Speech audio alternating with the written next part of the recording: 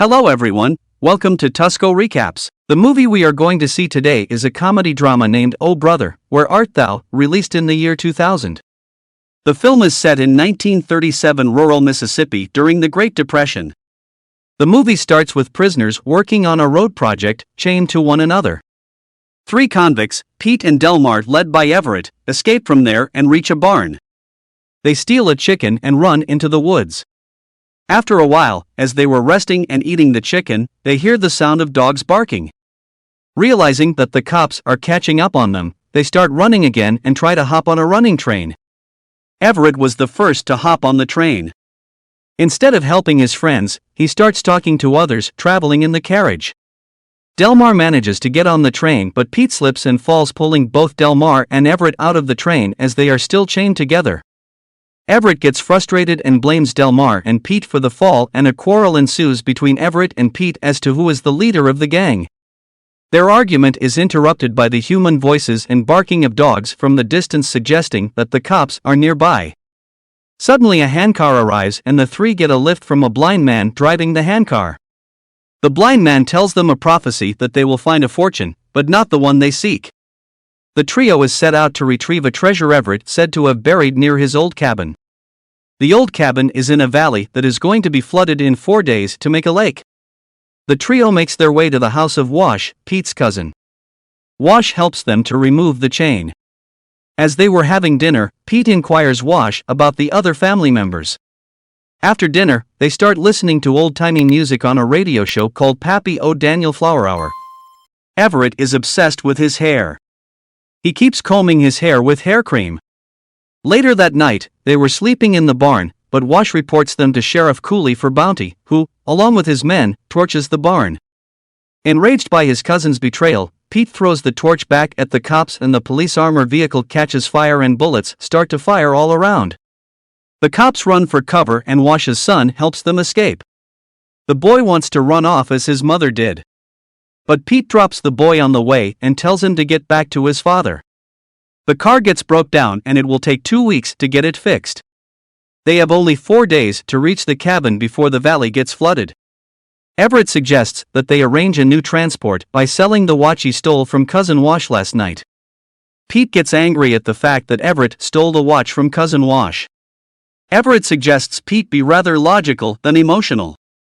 As they were talking, a religious group of men and women walk through the woods singing harmoniously. The trio follows the group, reaching a river where they get baptized, washing off their sins.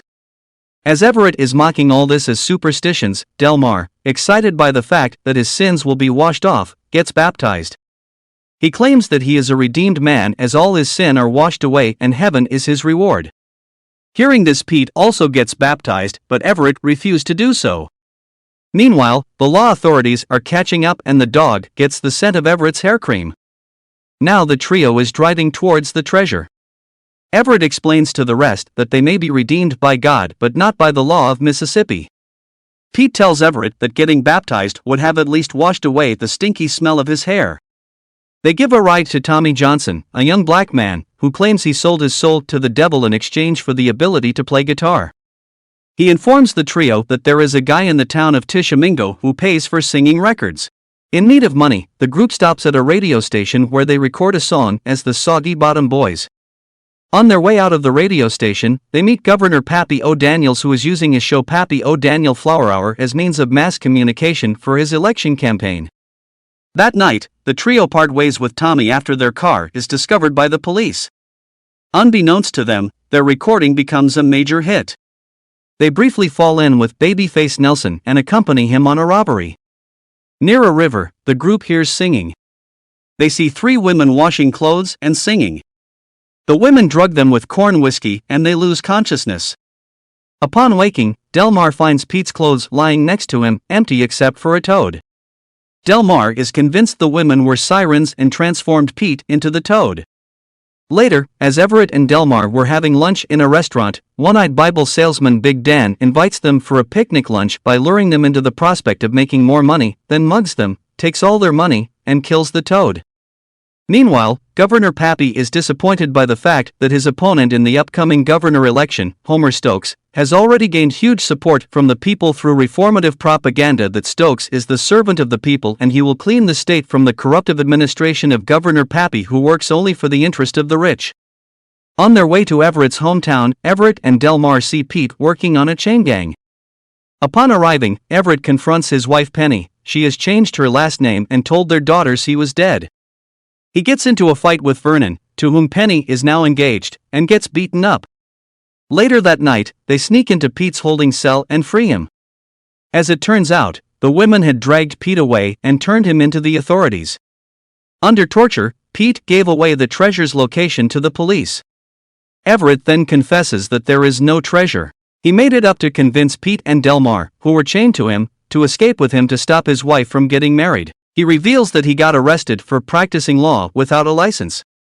Pete is enraged at Everett because he had 2 weeks left on his original sentence and must serve 50 more years for the escape, and they get into a fight. The trio stumbles upon a rally of the racist cult, who are planning to hang Tommy. The trio disguises themselves as Klansmen and attempts to rescue Tommy. However, Big Dan, a Klan member, identifies Everett by the smell of his hair cream and reveals their identities. The trio rushes Tommy away and cuts the support of a large burning cross, leaving it to fall on Big Dan. During this chaos, the head of the Klan reveals himself as Homer Stokes, the candidate in the upcoming governor election. Everett convinces Pete, Delmar, and Tommy to help him win his wife back. Her fiancé Vernon is the campaign manager of Homer Stokes. They disguise themselves as musicians and sneak into a Stokes campaign gala dinner that she is attending. Everett tries to convince his wife, saying he is a changed man and will take good care of her and the daughters. But she refuses to believe him. The group begins a performance of their radio hit song, The Song of Salvation. The crowd recognizes the song and goes wild. Everett's wife is shocked and completely surprised. Homer recognizes them as the group who humiliated his mob. He demands the group be arrested by revealing their identity, but instead reveals his white supremacist views and his association with the racist Klan. The crowd is shocked to know his true nature and runs him out of town on a rail. The incumbent candidate Pappy O'Daniel seizes the opportunity, endorses the Soggy Bottom Boys, and grants them full pardon, thus gaining back the support of the people for the upcoming election. Also, he announces to the crowd that the boys will be his chief advisors in his upcoming administration once he wins the election. Thus the blind man's prophecy became true. Seeing all that has happened, Penny changes her mind and agrees to marry Everett with the condition that he finds her original ring. The next morning, the group sets out to retrieve the ring, which is inside a cabin in the valley that Everett had earlier claimed was the location of his treasure. The police, having learned of the place from Pete, arrest the group. Dismissing their claims of having received pardons, Sheriff Cooley orders them hanged. Just as Everett prays to God, the valley is flooded and they are saved. Tommy finds the ring on a desk that floats by, and they return to town. However, when Everett presents the ring to Penny, it turns out it was her aunt's ring. The film ends on a funny note that she will marry him only if he brings her original ring, which she cannot remember where she put and is now lying at the bottom of a 9,000-hectare lake. Thanks for watching. See you in the next video.